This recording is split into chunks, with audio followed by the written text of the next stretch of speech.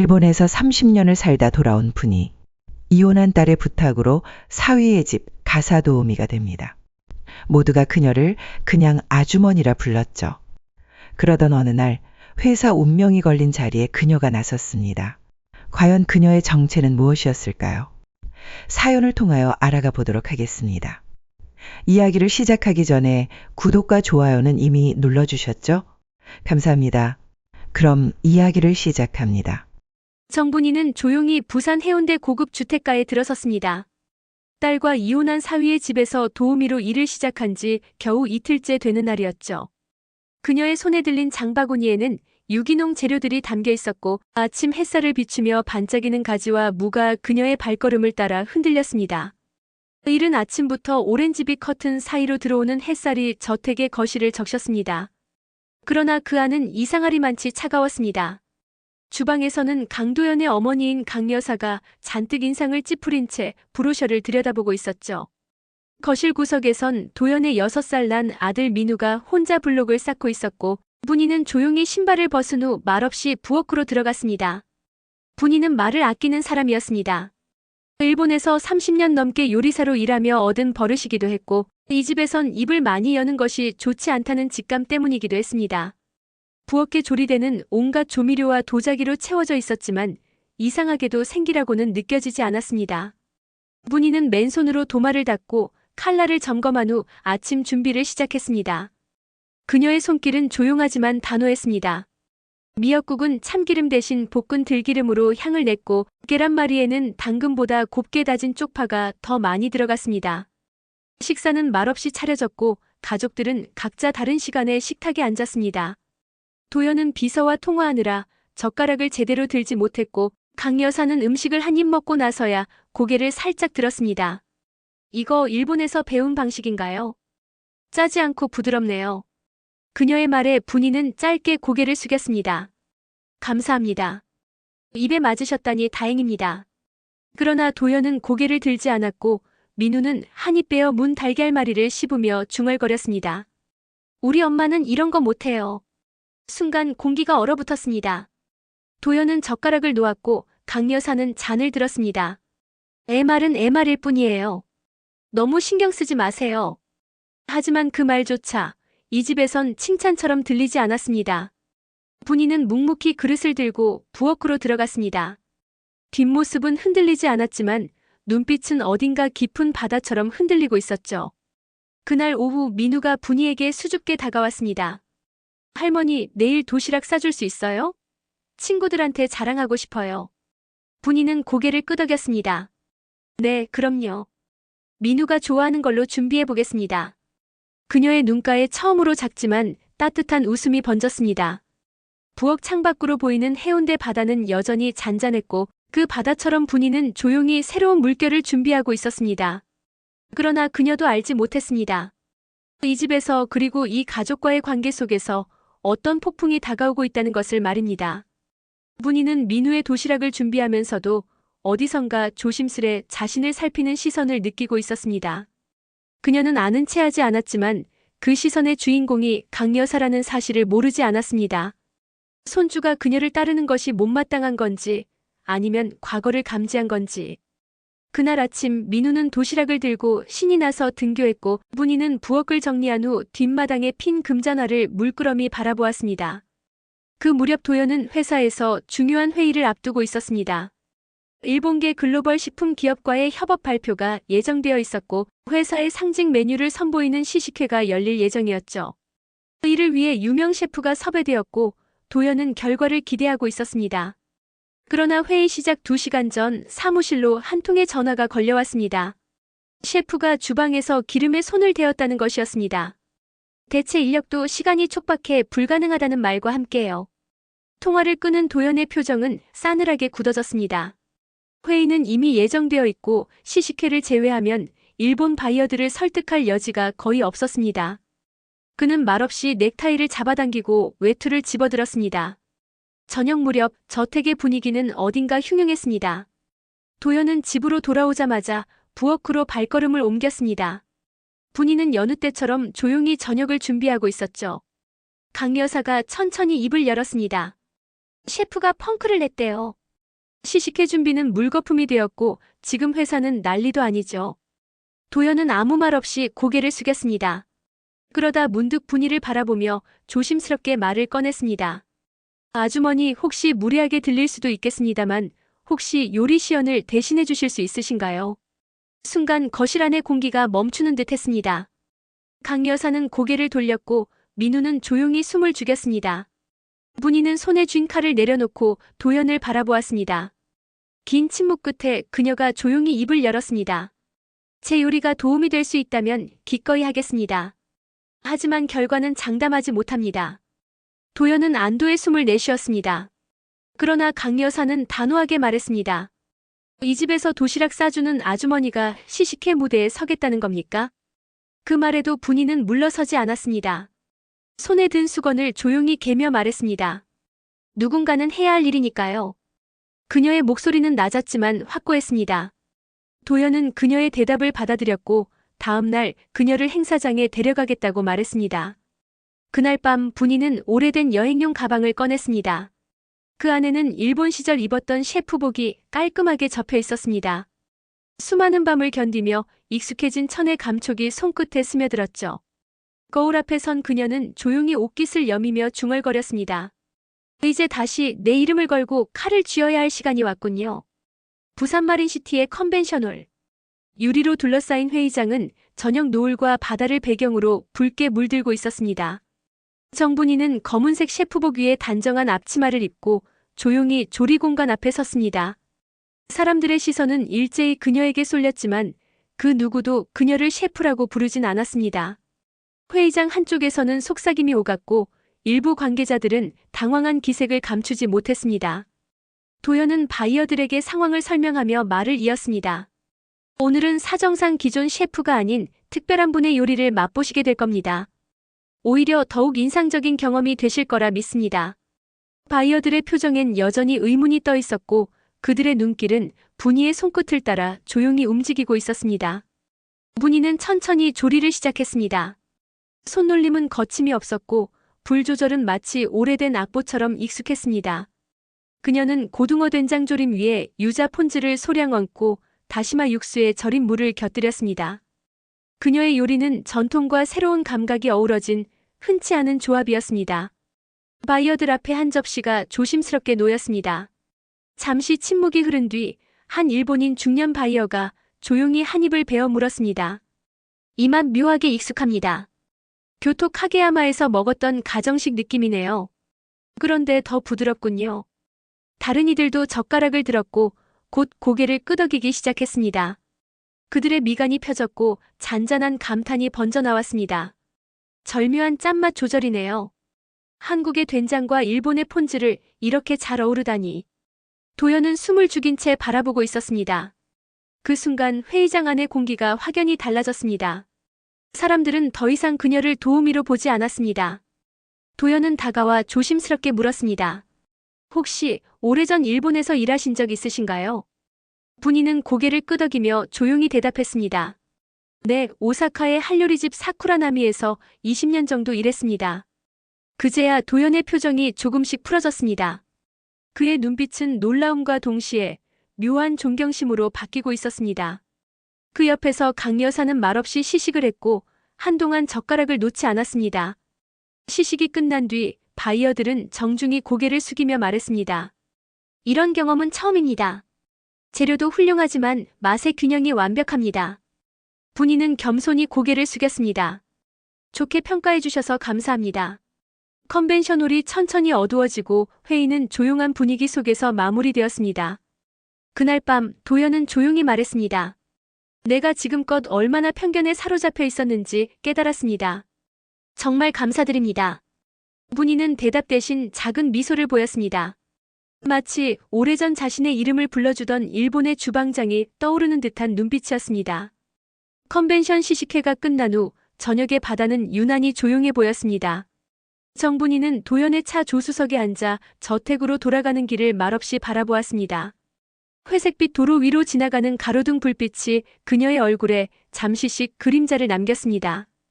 도연은 조심스레 운전대를 잡고 있었지만 말수가 늘어나지는 않았습니다.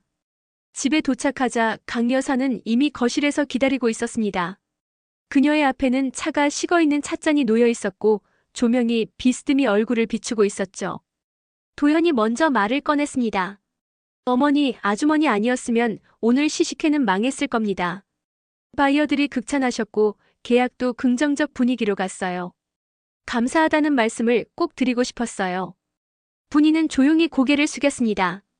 강 여사는 말없이 그녀를 바라보았고 침묵이 길어졌습니다. 그러다 낮은 목소리로 말을 꺼냈습니다. 그 칼솜씨 아무나 나오는 게 아니지요. 오사카에서 일했다고 했던가요? 무려 20년이요? 네, 정확히는 22년입니다. 그 시간만큼 제 손이 기억하는 게 있습니다. 그 말을 들은 강 여사는 잔을 들었다가 다시 내려놓았습니다. 그런데 왜 그런 경력을 숨기셨죠? 이 집에 들어올 때 아무 말도 없었잖아요. 분이는 그 질문 앞에서도 크게 놀라지 않았습니다. 오히려 그녀는 담담한 표정으로 대답했습니다. 그럴 필요가 없다고 생각했습니다. 제가 가진 기술이 누군가에게 부담이 되거나 오해를 살 수도 있으니까요. 도연은 말없이 그 답을 듣고 있었고 강 여사는 고개를 살짝 숙인 채 다시 묻지 않았습니다. 그러나 그 눈빛엔 여전히 경계심이 남아 있었습니다. 그날 밤 분이는 자신의 방으로 들어와 오래된 레시피 노트를 꺼냈습니다. 연필로 눌러쓴 일본어 글씨들이 누렇게 바랜 종이 위에 남아 있었고 페이지마다 기름 얼룩이 묻어 있었습니다. 그 가운데 접힌 페이지엔 혼모노라는 단어가 적혀 있었죠. 진짜라는 뜻이었습니다. 그녀는 조용히 눈을 감았습니다. 예전에 자신이 그토록 사랑했던 주방, 재료의 향, 그리고 새벽의 연기. 그러나 그 세계에서 자신은 한국인 여성이라는 이유로 항상 유리병 너머의 사람처럼 취급받았던 기억도 함께 떠올랐습니다. 진짜가 되기 위해 얼마나 많은 것을 포기했는지, 얼마나 자주 침묵을 삼켜야 했는지. 그 시간들이 그녀를 단단하게도 동시에 외롭게도 만들었습니다. 다음 날 아침 민우는 부엌으로 뛰어들어왔습니다. 할머니, 어제 아빠가 자랑했어요. 우리 할머니가 대단한 요리사라고요. 분이는 조용히 웃으며 달걀을 휘젓고 있었습니다. 그랬구나. 아빠가 그렇게 말했구나. 민우는 책가방을 메고 나가며 외쳤습니다. 할머니 학교 끝나고 김치전 해줘요. 친구도 데려올게요. 분이는 고개를 끄덕이며 대답했습니다. 그래, 친구랑 함께 먹자. 넉넉하게 해둘게. 그녀의 목소리는 부드럽고 평온했지만 마음 한구석엔 여전히 강 여사의 눈빛이 남아 있었습니다. 환영과 존경 사이에 자리한 오래된 불신. 그것이 이 집에서 그녀가 넘어서야 할 또 하나의 레시피라는 생각이 들었습니다. 화요일 아침 해운대 바닷바람이 유난히 강했습니다. 바람결이 창문을 두드릴 때마다 커튼이 가볍게 흔들렸고 정분이는 주방에 선 채 조용히 조리도구들을 정리하고 있었습니다.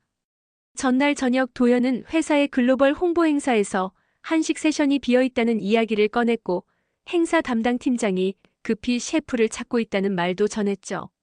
그리고 마지막으로 조심스럽게 말했습니다. 혹시 이번에도 도와주실 수 있으시겠습니까? 분이는 그 자리에서 바로 대답하지 않았습니다. 대신 조용히 고개를 숙인 채 식탁 위에 있는 레시피 노트를 한 장 넘겼습니다. 그녀는 그 부탁이 단순한 대체 인력이 아니라 더 이상은 우연이 아님을 알 수 있었습니다. 이튿날 오전 도연은 분이를 회사 사무실로 안내했습니다. 모던한 인테리어의 공간 안에서 임원진 몇 명이 고개를 끄덕이며 인사를 했고 그 중에는 분이의 존재에 못마땅한 시선을 던지는 이도 분명히 있었습니다. 조리 경력이 있다고 들었습니다. 그런데 증명 서류나 수상 경력 같은 공식 자료는 없으신가요? 한 중년 남성이 날카롭게 물었습니다. 도연이 대신 나서려 했지만 분이가 먼저 입을 열었습니다. 그런 것들이 제 손맛을 대신해 줄 수는 없습니다. 하지만 제 요리가 오늘도 사람의 입을 만족시킬 수 있다면 그것으로 충분하지 않겠습니까? 사무실 안이 잠시 조용해졌습니다. 도연은 그 침묵 속에서 작게 고개를 끄덕였습니다. 이분은 이전 시식회에서 일본 바이어들의 큰 신뢰를 받았습니다. 결과가 말해주죠. 이번 행사에서 다시 한번 기회를 드려도 된다고 생각합니다. 행사 준비는 분이의 손으로 다시 시작됐습니다. 그녀는 재료 수급부터 레시피 조정, 행사장 동선까지 빠르게 파악하며 움직였고 함께 일하게 된 젊은 조리 보조 직원들과도 금세 호흡을 맞췄습니다. 너무 조용하셔서 무서울 줄 알았는데 말씀하시니까 다 이해가 돼요. 한 보조 직원이 말하자 분이는 미소를 지었습니다. 말은 아껴도 마음은 다 들어요. 요리는 입보다 손이 먼저 말하는 거니까요. 행사 당일 전통 한식 세션의 조리 부스에는 이전과 다른 긴장감이 감돌았습니다.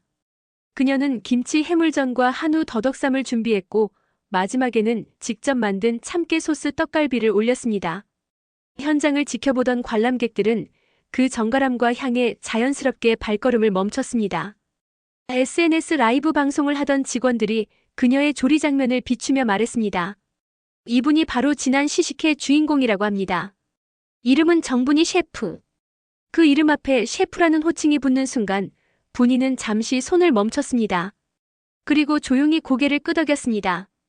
이 무대는 자신이 선택한 것이었고 다시 시작된 불꽃은 외부에서 찾아온 것이 아니라 마음속 깊은 곳에서부터 피어난 것이었습니다.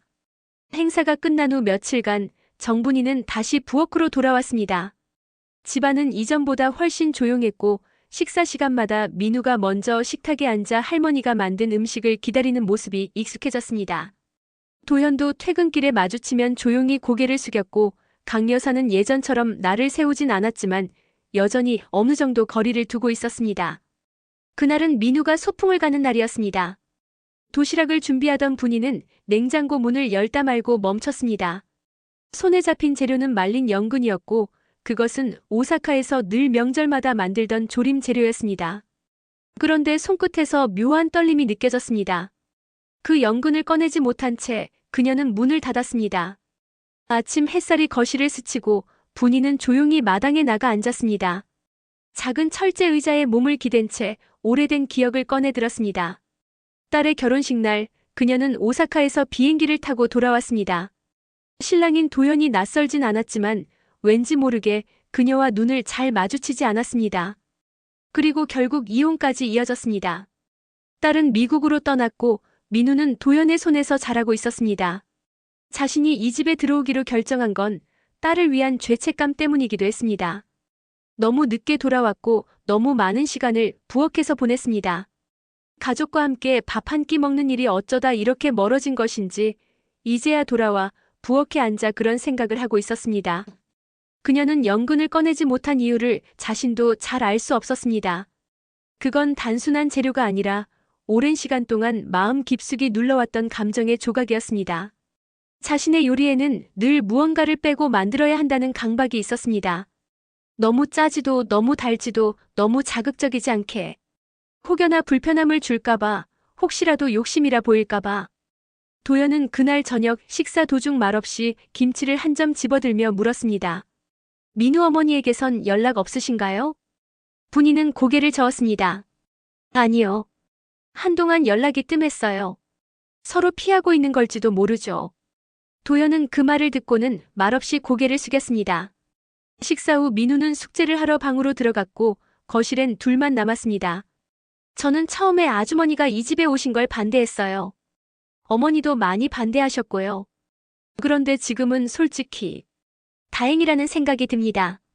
그 말에 분이는 잠시 숨을 고르다 고개를 들었습니다. 사람마다 받아들이는 속도가 다르니까요. 저도 제가 어떤 존재인지 아직 가늠 중입니다. 그녀의 말은 부드럽지만 단단했습니다. 도연은 고개를 끄덕이며 조용히 말했습니다. 이제 곧 회사에서 일본 측과 계약 서명식이 열립니다. 바이어들이 다시 오시는데 혹시 그날 다시 함께 해주실 수 있을까요? 분이는 대답 대신 조용히 연근을 꺼내 들었습니다. 손끝에 맺힌 떨림은 사라졌고 그녀는 말없이 부엌 조리대 위에 그것을 내려놓았습니다. 꺼내지 못했던 재료를 이제는 사용해도 괜찮다는 허락을 스스로 내리고 있는 것이었습니다. 계약 서명식이 열리는 날 아침 해운대에는 가볍게 이슬비가 내렸습니다. 정분이는 부엌에서 천천히 앞치마 끈을 묶으며 깊은 숨을 들이쉬었습니다. 오늘의 요리는 복잡하지 않았지만 그녀에게는 지난 모든 시간이 담긴 작은 진심의 완성이었습니다. 행사장에 도착하자 이미 회의실은 분주한 분위기였습니다. 도연은 그녀를 직접 안내했고 일본 바이어 대표는 전보다 훨씬 따뜻한 얼굴로 분이에게 인사했습니다. 반갑습니다. 지난번 요리는 아직도 기억에 남아 있습니다. 분이는 고개를 숙였습니다. 그날의 맛이 좋은 기억으로 남았다면 요리한 사람으로서 더 바랄 게 없습니다. 계약 체결은 무리 없이 진행되었습니다. 서류에 사인하는 손끝에는 긴장감보다 신뢰가 먼저 느껴졌고 바이어는 마지막 인사를 나누며 말했습니다. 정말 흥미로운 제안 하나 드려도 될까요? 혹시 일본에 다시 올 계획은 없으신가요? 저희 브랜드의 전속 고문 셰프로 정식 제안 드리고 싶습니다. 그 말에 도연은 순간 놀랐고 강 여사도 문 밖에서 대화를 엿듣던 걸음이 멈췄습니다. 하지만 분이는 미소를 지으며 고개를 저었습니다. 고맙습니다. 하지만 저는 아직 이 집 부엌에 남아야 할 일이 있습니다. 제가 지키고 싶은 식탁이 생겼거든요. 그녀의 말에 회의실이 조용해졌고 바이어는 짧게 고개를 숙였습니다. 그날 저녁 저택의 식탁에는 간단한 소고기 무국과 연근조림, 멸치볶음, 그리고 작게 쪄낸 단호박이 올라왔습니다. 강 여사는 말없이 국을 한 숟갈 뜬 후 조용히 젓가락을 내려놓았습니다. 맛이 깊네요. 자극적이지 않은데도 계속 먹고 싶어져요. 분이는 고개를 숙이며 대답했습니다. 오늘은 제가 드디어 연근을 꺼냈습니다. 제게는 가장 조심스러운 재료였거든요. 그 말에 도연은 고개를 들었습니다. 왜요? 너무 익숙한 재료잖아요. 분이는 식탁 너머 바람에 흔들리는 커튼을 바라보다가 천천히 입을 열었습니다. 어떤 맛은 꺼내기까지 시간이 필요합니다. 겉으론 평범해 보여도 마음속 깊은 데 묻혀있던 기억들이 스며들어 있으니까요. 저한테는 연근이 그랬습니다. 미안한 사람들, 잊고 싶은 순간들, 그리고 아직 용서를 구하지 못한 과거까지. 식탁에 정적이 흘렀습니다. 그 정적을 민우가 깼습니다. 할머니, 이 국 매일 해줘요. 너무 좋아요. 모두가 웃었고 강 여사는 조용히 물컵을 들었습니다. 아주머니. 아니, 분희 씨. 앞으로 식사 준비 계속 부탁드려도 되겠죠? 그녀의 호칭 변화는 짧았지만 그 안엔 모든 것이 담겨 있었습니다. 인정과 존중, 그리고 늦은 화해. 그날 밤 분희는 노트를 펼쳤습니다. 마지막 페이지에 작게 글을 적었습니다. 이제는 나의 손끝으로 만든 음식이 누군가의 마음까지 닿을 수 있기를. 그녀는 노트를 덮고 부엌 조명을 끄며 속삭였습니다. 이제야 진짜로 식탁 앞에 앉을 준비가 된 것 같습니다. 오늘의 이야기 어떻게 들으셨나요? 묵묵히 뒤편에 머물던 분희 씨에게도 다시 불이 켜졌습니다. 잊혔다고 생각했던 이름, 잊으려 했던 시간이 결국 누군가의 식탁 위에서 다시 피어났습니다. 여러분은 오늘 어떤 맛의 기억을 떠올리셨나요? 여러분의 생각을 댓글로 남겨주세요. 이 이야기가 마음 한켠을 따뜻하게 만들었다면 주변 분들과 함께 나눠보시는 건 어떨까요? 좋아요와 구독, 알람 설정은 달빛 서재가 더 많은 이야기로 여러분을 찾아가는 데 큰 힘이 됩니다. 인생이라는 책장을 넘기며 함께 공감하고 서로의 마음을 밝히는 공간. 여기는 달빛 서재였습니다. 오늘도 당신의 하루에 따뜻한 빛이 머물기를 바랍니다.